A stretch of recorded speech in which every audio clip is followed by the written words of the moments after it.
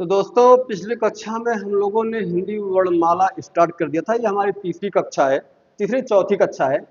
आप इस कक्षा को मास्टर बैच के नाम से जानते हैं।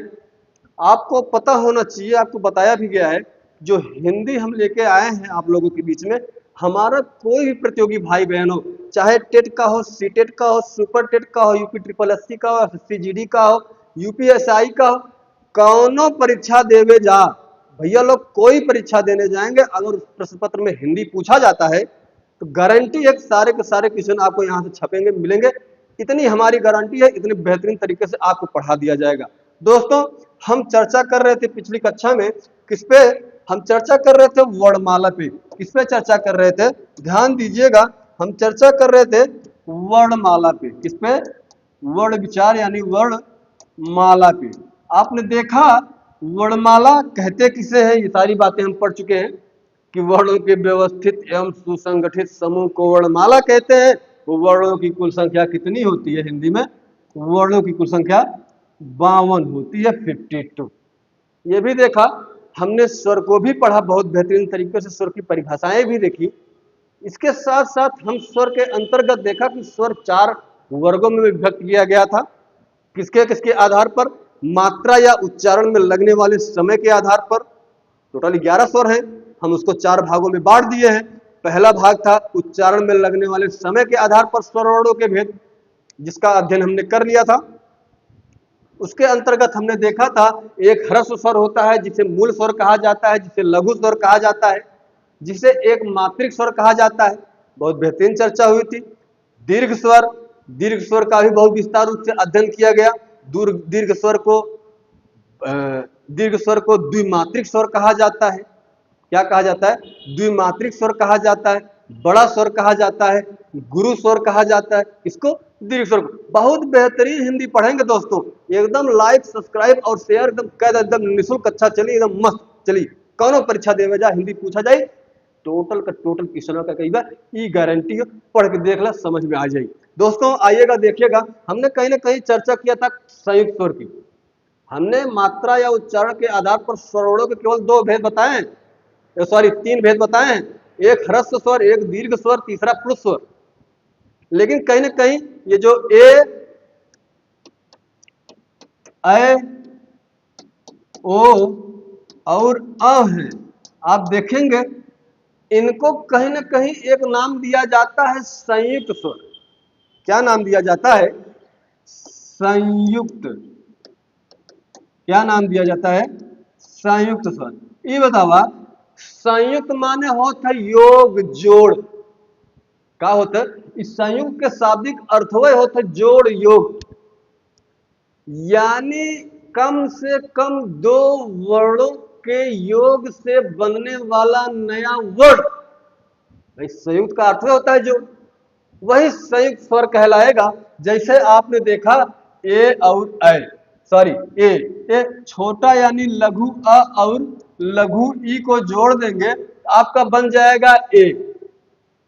आप लघु अ और ए को जोड़ देंगे, बन जाएगा ऐ।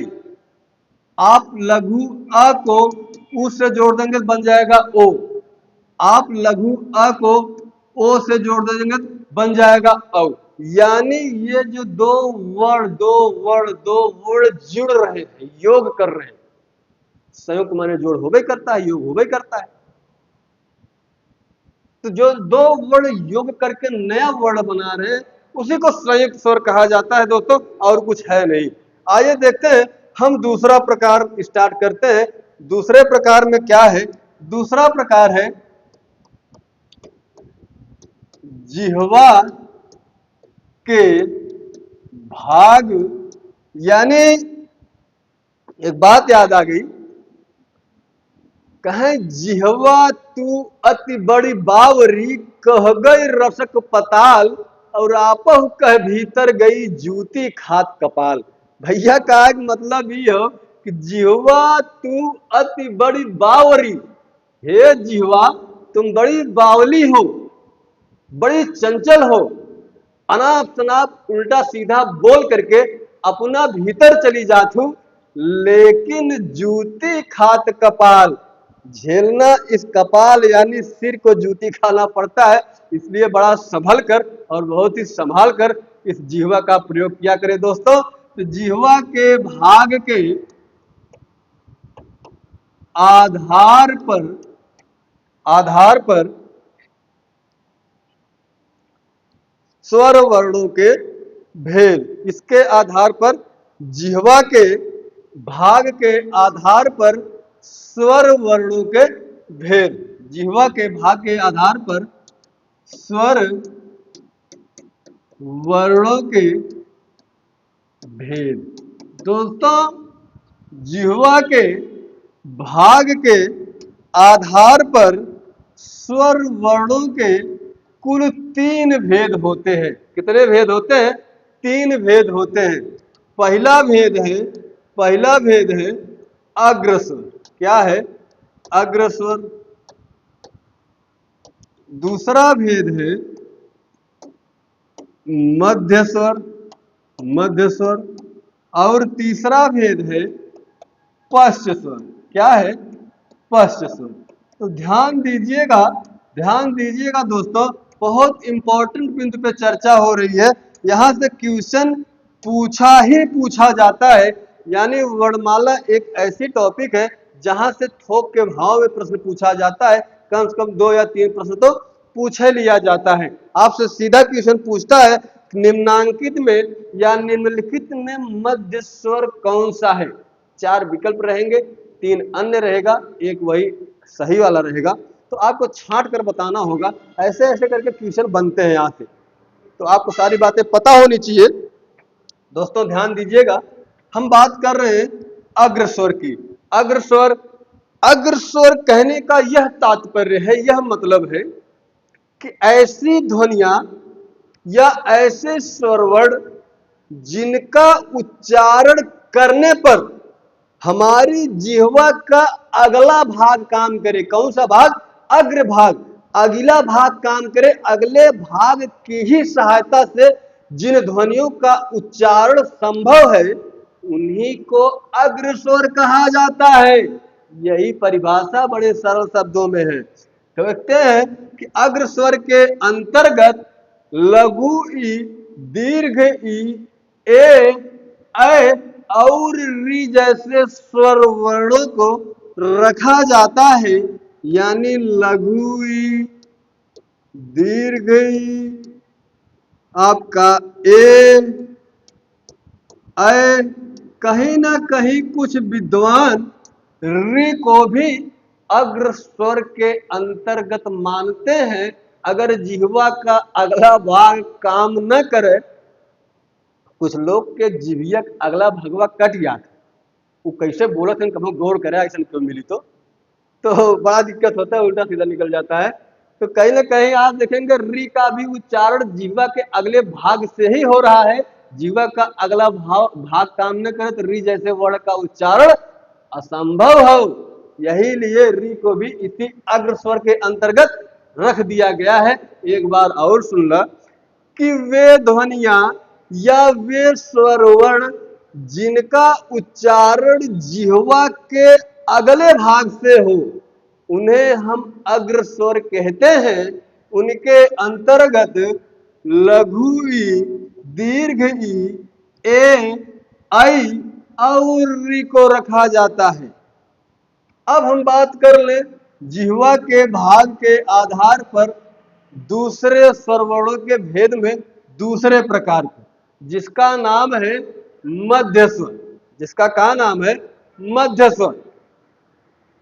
यानी कुल मिला जुला के आप कह लीजिए कि वे ध्वनियां या वे स्वरवर्ण जिनका उच्चारण जिह्वा के मध्य यानी बिचले भाग से हो, जिनका उच्चारण, जिन स्वर वर्णों का उच्चारण जिह्वा के बिचले भाग के बिना असंभव हो, यानी जिन ध्वनियों का, जिन स्वर वर्णों का उच्चारण जिह्वा के बिचले भाग की सहायता से बिचले भाग से होता है, वही के मध्य स्वर कहते हैं।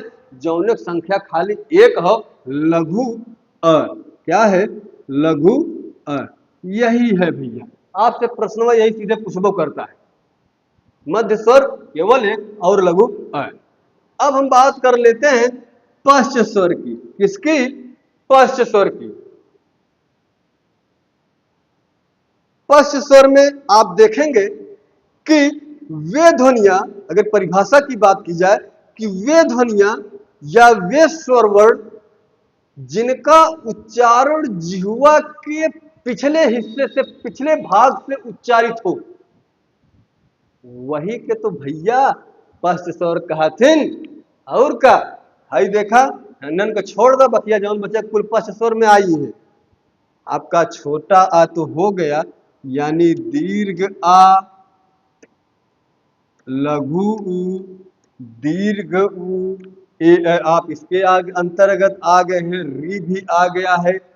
दीर्घ आ, लघु उ, दीर्घ उ, आपका ओ और औ। यानी कहने का मतलब है 3 2 5 ये हो गए, और 5 ये 10, और ये 11वां छोटा। कुल मिला के हिंदी वर्णमाला में स्वर वर्णों के कितने संख्या है? स्वर के 11 संख्या है, जिसमें आप देखेंगे कुछ 5 वर्ण अग्रभाग, जिह्वा के अग्रभाग से उच्चारित होते हैं। एक वर्ण छोटा वाला अ जिह्वा के बिचले यानी मध्य भाग से उच्चारित होता है, और 5 स्वर वर्ण ऐसे हैं जो जिह्वा के पिछले भाग से उच्चारित होते हैं। ये तो हो गया दूसरा प्रकार, जिह्वा के भाग के आधार पर स्वर वर्णों के भेद में। और सही से राम ठाक पटक दे, बड़ा बदतमीज है। हट! क्या बताएं यार, सही हो या पटक तूर तार दे, समझ में आ जाएगी। दिमाग ने खराब करा करा हमारा। नहीं तो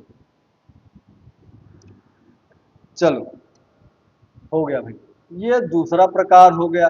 अब हम बात कर लेते हैं किसी तीसरे प्रकार की। क्या बात कर लेते हैं? हम तीसरे प्रकार की बात कर लेते हैं। स्वर को हमने कुल 3 भागों 4 भागों में विभक्त कर दिया है। 2 भाग तो हम पढ़ चुके, एक तीसरा है ओष्ठाकृति के आधार पर स्वर वर्णों के भेद। क्या है? ध्यान दीजिएगा, इसके आधार पर ओष्ठाकृति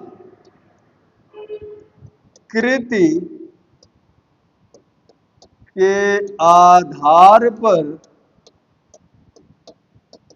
स्वर वर्णों के भेद। चलिएगा देखिएगा, ये भी बहुत महत्वपूर्ण बिंदु है। इसके कुल कितने भेद होते हैं दोस्त? कुल 2 भेद होते हैं। किसके?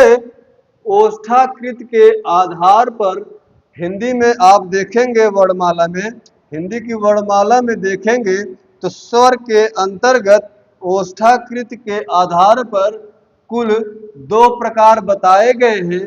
पहला प्रकार बताया गया है वृत्ताकार स्वर। कौन सा है? वृत्ताकार स्वर। और दूसरा बताया गया है अवृत्ताकार स्वर। क्या है? अवृत्ताकार स्वर। चलिए भैया देखिएगा, वृत्ताकार स्वर किसे कहा जाता है और अवृत्ताकार स्वर किसे कहा जाता है।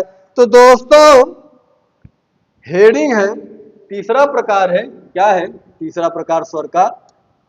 कि ओष्ठाकृत के आधार पर स्वर वर्णों के भेद। यानी है जौन होठवा हो एकर बात होता। तो ऐसे कौन से स्वर हैं कि जो या जिनका उच्चारण, भाई सभी स्वर हैं, बिना होठों की सहायता से किसी भी स्वर का उच्चारण नहीं कर सकते, असंभव है।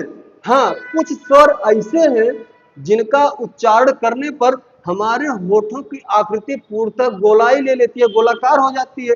और कुछ स्वर ऐसे हैं जिनका उच्चारण करने पर होठों की आवश्यकता तो पड़ती है, परंतु गोलाकार उनकी आकृति नहीं बन पाती। वृत्त माने होता गोला हमारे भैया, वृत्त माने गोला होता है। यानी उ ध्वनि या उ वर्ण या ऐसी ध्वनियां या ऐसे स्वर वर्ण जिनका उच्चारण करने पर हमारे होठों की आकृति पूर्णतः गोलाकार हो जाए, वही के तो वृत्ताकार स्वर कहते। क्या कहते?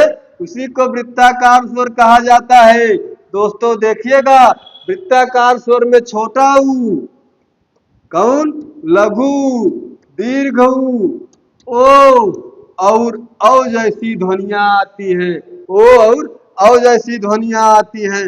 याद रखिएगा लाला, ये चार वर्ण ऐसे हैं जो किसके अंतर्गत आते हैं, वृत्ताकार स्वर के अंतर्गत आते हैं। किसके अंतर्गत आते हैं, वृत्ताकार स्वर के अंतर्गत आते हैं।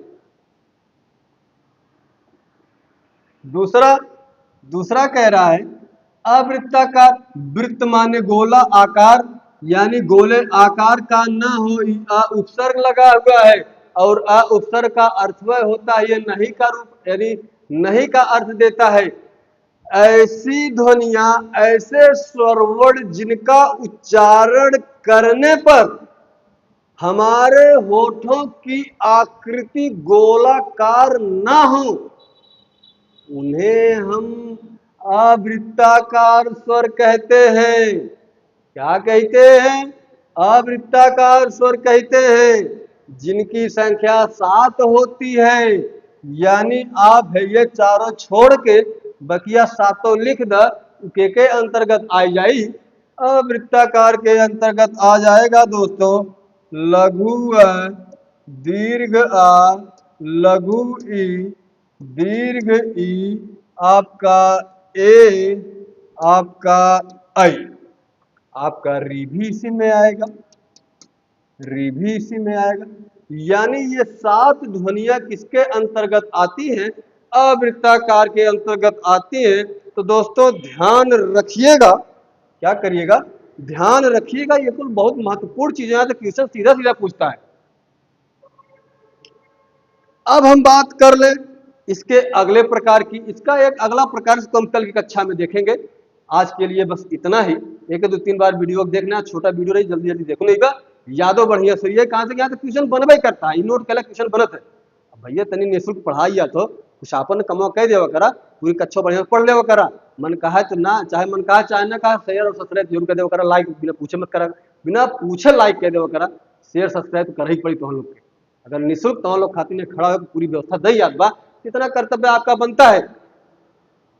ठीक है, तो एक बढ़िया से पढ़ ले तू, एक बार वीडियो देख ले, छोटी वीडियो, तो अच्छा समझ में आ जाए आप लोगों के, कोनो दिक्कत ना हो। एक चौथा प्रकार है, उसके बाद हम व्यंजन पे आ जाएंगे। चौथा प्रकार जैसे मुखाकृति के आधार पर स्वरवर्णों के भेद, कुल 4 भेद बताए गए हैं, विवृत, अर्धविवृत, समृत, अर्धसमृत। हम कल कक्षा में देखेंगे। तब तक के लिए दोस्तों व्यस्त रहिए, पढ़ते रहिए, मस्त रहिए। नमस्कार।